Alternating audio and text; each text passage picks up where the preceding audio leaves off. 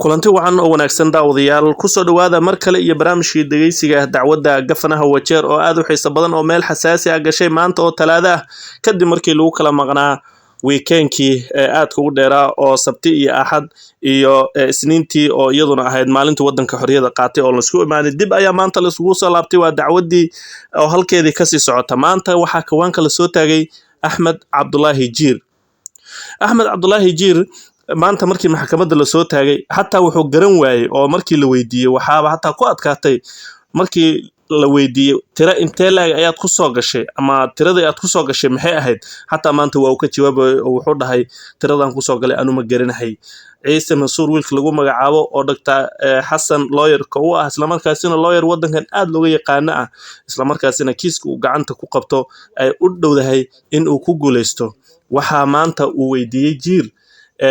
tiradii aad ku soo gashay meeqa ayay ahayd waa uu garan waayay waxa lagu celiyay oo ma waxaad ka wadaa tiradii aad leedahay waan ku guuleystay oo gafana inaan noqdaan ku guuleystay ayaad maanta garan laadahay meeshaas darbiga ayaa lagala booday oo way ku adkaatay inuu su'aashaasi ka jawaabo kadib hatta su'aalihii ku adkaaday ma taqaanay aad u xiiso badnaa dadku ay la yaabeen dadkii meesha fadhiyay iyo kuwii ma taqaanay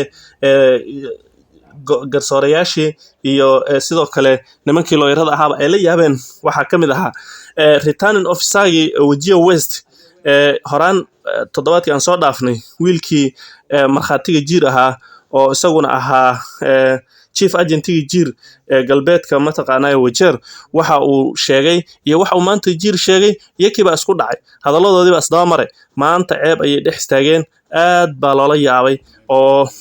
ninkaasina waxa uu ku andacoonayaa tiro Jiirna waxa uu ka andacoonayaa tiro hase ahaatee labadooduba isku dhinac ayay ka socdaan waa laba nin oo isla socda oo iyagu istuqeynaya maanta Jiir su'aalo fara badan ayaa la weydiiyay waxa la weydiiyay sidoo kale tiradii uu ku soo galaysan hadda inii sheegahayba waxa uu markuu kari waayay uu ku meel dhiiqa galay uu ka bixi waayay uu markii dambe maceen bada uu ku cararay looyaradiisii waxa uu nacodsaday oo uu dhahay tiradii aan ku soo galay anu ma garan kariye walaalayaalow arrintan ABC oo talaan ABC kama shaqeeyay ABC ma u daysan taasoo dadkii meesha joogay ay qosol hal mar u ku wada daateen waxa kale arrintii kale laga hadlay kamid ahayn violationkii iyo ma taqaanay jirdilkii iyo xadgudubkii doorashada waxa sidoo kale maanta miiska la soo saaray arrintii ceeldaas violationkii ka dhacay ma ahayn ayay leeyihiin ciise mansuur waxa uu ku andacoonayaa ma aha wax doorashadan baajin kara maxaa baajiyay maanta Jiir su'aalihii la weydiiyay dhammaantood waxa ay ku noqdeen kaafiye kala dheeri isagoo aad u anfariirsan isla markaasina la yaaban meesha looga soo booday waa ninkii meel dhow baa looga soo booday oo su'aal uusan filayninba ayaa halkaas laga weydiiyay waxaana ku adkaatay gabi ahaanteedba su'aalihii maanta la weydiiyay in uu ka jawaabo dadkii la socday dhinaciisa ahaa iyo taageerayaashiisa maanta qaybta maxkamadda la imaatay badankood aad ayay u moraal dilaaceen maadaama kiiskan uu noqon karo kiis si fudud lagu soo celin karo waayo ninkan waxaabad moodaaba su'aalihii la weydiiyay isagu maadaama uu testify gareynahay nin governor ku magacaaban oo hadda yahay sidoo ku soo galayba waxay ahayd su'aalihii la weydiiyay inuu si sax ah uga jawaabo laakiin ninku hadduu su'aalihiiba ka jawaabi waayay waxay u muuqataa kiiskan mid aad u nugul isla markaasina horseedi kara in Wajeer doorasho dib loogu dareero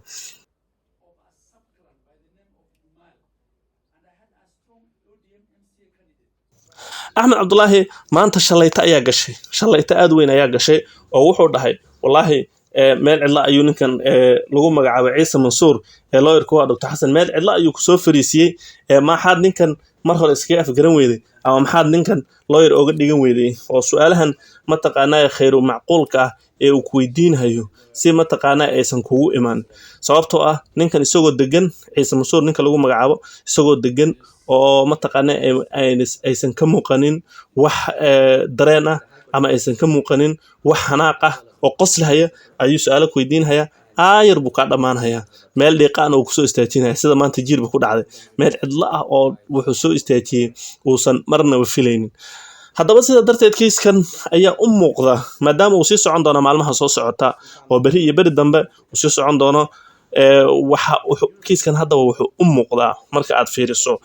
dadka arrintan falanqeeya wariyaasha oo kale iyo dadka arrimaha siyaasadda falanqeeya oo kale laftirkooda marka la sheekaysto kiiskan wajiya wuxuu u muuqdaa in ay wajeer ka dhici doonto doorasho ku celisa by election waxa loo yaqaano sidaas darteedna maalmaha soo socda waxa la filayaa in dhageysigu soo gabagaboobi doono oo xukunkii ninka judge-ka laga sugayay uu isagu sheegi doono waqtiga kama dameysta ah ee xukunka uu dhici doono doorasho in lagu laaban doono iyo in aan lagu laabanaynin wajeer laakiin markaad dhageysato dadka arrimaha falanqeeya siyaasadda waxay u muuqataa bay ku leeyihiin doorashadani halka qodob kaliya mataqaanaa jiir dhinaciisa la filahayay in ay saacideyso waxay ahayd isagu markuu meesha soo istaago oo uu soo hor istaago maxkamadda in uu waxyaalo fara badan oo macquul ah uu ka sheegi doono sidaas darteedna doorashadu ay ku noqon karto 50-50 in lagu soo laabtay iyo inaan lagu soo laabanin laakiin maanta waxay caddaatay oo 90% ay tagtay in lagu soo laaban karo doorashadu kadib markii ninkii Axmed Jiir ahaa uu isagu xataa garan waayay tiradii uu ku soo galay war imsa ayaad ku soo gashay xataa uu garan waayay taas 90% waxay ka dhigtay rajadii Jiir in ay baaba tahay doorashada dib wajiga loogu dareeri doono Dr. Xasan oo isagu aad u faraxsan isla markaasina hoos ka dhoola cadeynaya ayaa dhageysanayay Jiir ereyada uu ku hadlayo waxaana aad moodaa Dr. Xasan in uu isagu gabi ahaan u diyaar garoobay arrintan wax allaala wixii karankiisa ah ee cadeynahaydna uu isagu nimankan uu soo hordhigay isla markaasina cadeemo lagu qanci karo ayaad moodaa Dr. Xasan inuu ku doodayo oo miiska soo saaray taasoo horseedi karta doorasho by election ah maalmaha soo socda ayaanu si aan baqaadi doonaa daawadayaal halkaas ayaanu ku soo gabagabeynaa barnaamijkii aad u xiiso badnaa ee dhageysiga dacwadda gafanaha Wajeer